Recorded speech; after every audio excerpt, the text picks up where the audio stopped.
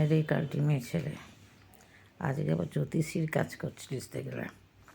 জ্যোতিষী পরীক্ষায় পাস করেছিস তো, সে হাত থেকে লোককে ভাবড়াচ্ছিস, বউ ছেড়ে দিয়ে ডিভোর্স দিয়ে দিয়ে ওই মেয়ে ঘর করবে না, আবার নতুন বিয়ে কর, তুই কর না।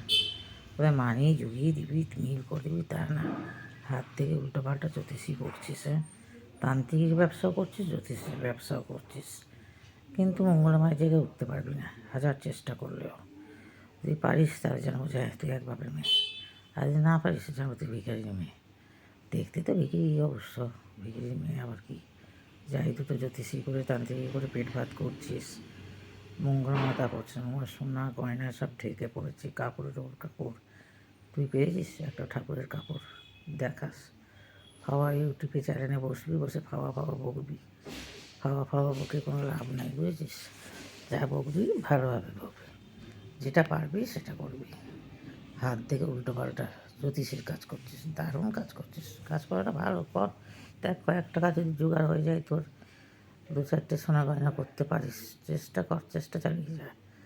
তারপর তুই আমার ফেসবুকে আমার কথাও শুনতে পাস, ইউটিউবে কথা শুনতে পাস, দেখিস কী বলছি। মঙ্গল মাথায় পা দিয়ে যেতে চাইছিস, ওই পা তো নিচে পড়ে যাবে, চিন্তা করিস না।